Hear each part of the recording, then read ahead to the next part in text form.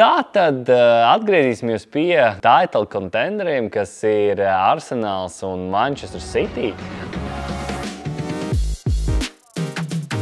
Sveicināti starp rindām, un ar jums atkal šajās pirmsvētku dienās ir Filips, un šodien mēs parunāsim par svarīgāko FPL. Viena no tām tēmām būs wildcards, kā tad viņu izmantot un kad viņu izmantot. Otra lieta būs Arsenals pret Man City.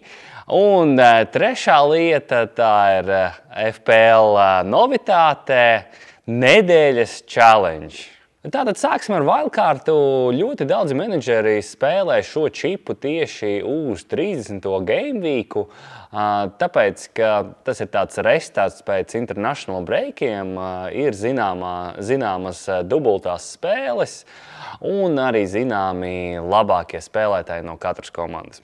Tātad, ja jūs plānojat izmantot wildcardu tieši tagad, es būtu apsvēris triple upu no Liverpooles, triple upu no Arsenāla, viennozīmīga Solanke, noteikti kādus slotus priekš Chelsea spēlētājiem, jo vienīgais klubs, kam vēl nav apstiprinātas dubultās spēles, pat 2 gameweekos būs Chelsea, un, protams, arī kāda vieta priekš Manchester City uzbrucējiem un pussargiem.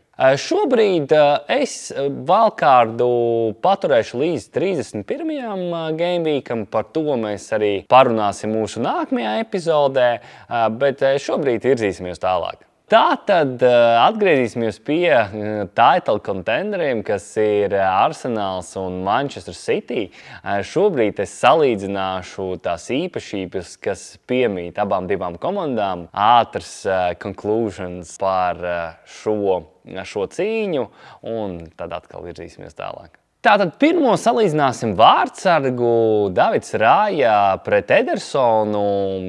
Protams, šīs visas domas ir mans personīgais uzskats, tas nav fakts, bet man liekas, ka Edersons ir nedaudz stabilāks vārdsargs, labāk spēlē ar kājām, un šeit Edersonam plusiņš. Aizsardzībā es būtu uzlicis vairāk uz Arsenālu, tāpēc, ka Salibā, Gabriels un flangi ir ļoti pārliecinoši izskatās gan aizsardzībā, gan uzbrukumā. Ja flanga aizsargus vēl var pielīdzināt City, tad centrs, manuprāt, Arsenālam ir nedaudz spēcīgāks. Ņemot vērā arī City nemitīgo rotāciju, kur, man liekas, Peps Guardiola iesaistīs Stonesu kā gan centra aizsargu, gan kā viltus sešinieka, kurš palīdzēs uzsākt uzbrukumus un piedalīsies arī ļoti daudzās cīņās viduslīnijā. Tāpēc šis aspekts joprojām, tāpēc, ka mēs runājam tikai par aizsardzību, joprojām ir Arsenālam, bet, protams, City ir ļoti tuvu. Viduslīnija vai balstinieki, manuprāt, tieši šajā lauciņā izšķirsies, kurš tad būs uzvarētājs šī titānu cīņā. Manuprāt, tas būs Declans Rice kopā ar Jorginho pret Rodri.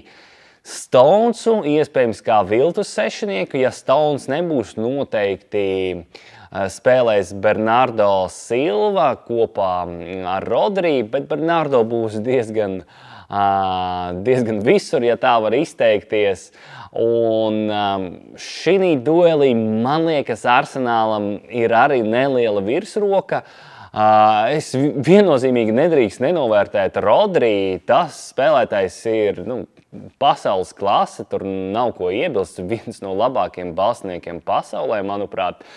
Bet viņš ir vairāk tendēts uz bumbas pieturēšanu, uz bumbas kontroli un vairāk, teiksim tā, ne tik ļoti attīstīt uzbrukumus, kā pieturēt bumbu, tā teikt, izmantošu anglisko vārdu, uzturēt possession. Kur atkal Declans Rice ir labāks spēles lasīšanā, var padot piespēli uz priekšu, viņam vairāk piespēles tieši ir uz priekšu un ļoti labi un asi piedalās uzbrukumos. Tātad viduslīnija arī nedaudz plusiņš Arsenālam.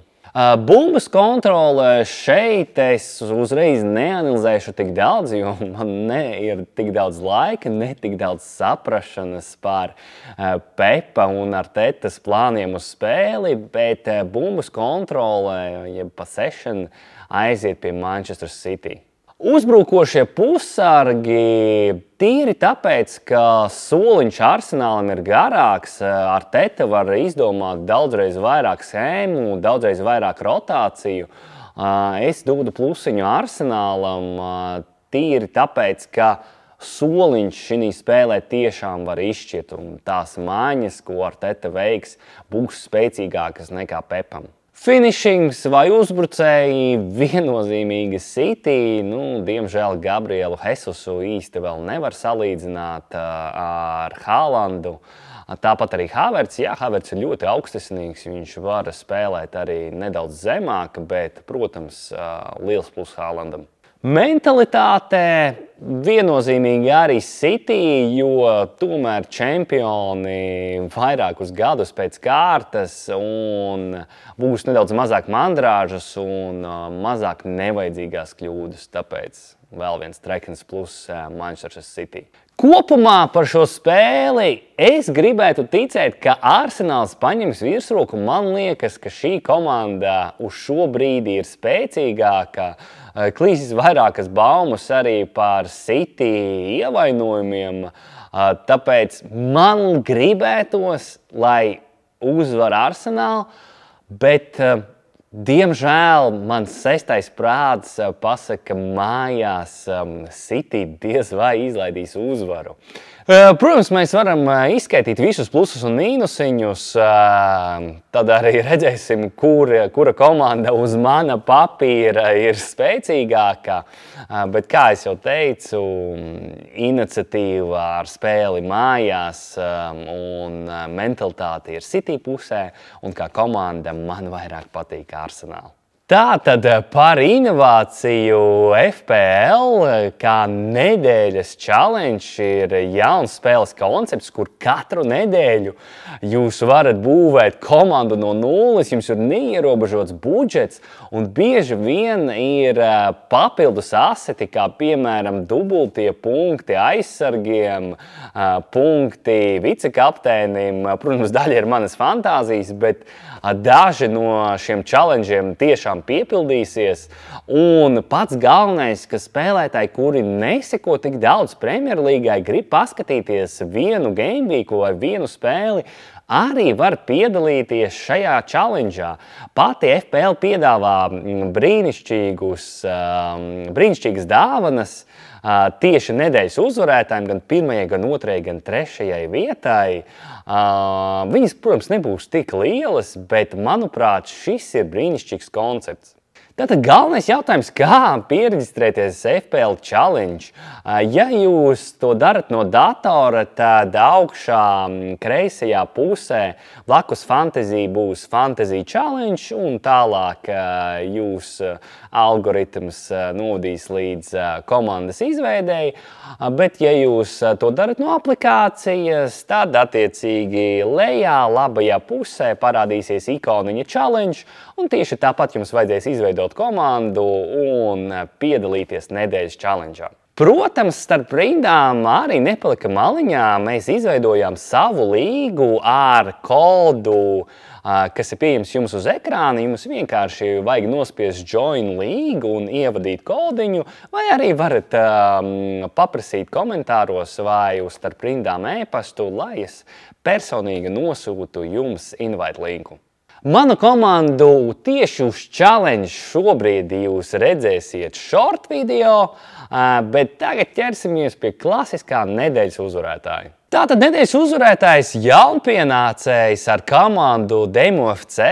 Es atļaušos nosaukt šo menedžeru par Misteru Vaitu, jo neesmu pārliecināts, kā lasa pirmo vārdu, bet ir varenie 33 punkti, ņemot vērā to, ka vidējais punktu skaits uz Blank Game Weeku bija 12, diemžēl mans free hits, un tieši tāpat kā lielākai daļai free hitu ir pilnībā izgāzies, kā arī visi bookmakeri, man liekas, arī izjuta līdzīgas emocijas. Tātad vārtos klasiskais Areola, aizsardzībā nospēlējis Kaufāls, pat ar -1 spēlētāju, kas ir Foldens, ir izdevies uzvarēt nedēļu, bet aizmugurē nospēlējis Diaby, priekšā ar 8 punktiem ir Fofana, kaut vai viņš diezgan kuriozos momentos netrāpīja vārtus, un kapteinis ir Watkins. Un, protams, paldies, ka bijāt kopā ar mums. Es novēlu jums priecīgas lieldienas un tiksimies ar jums nākamnedēļ.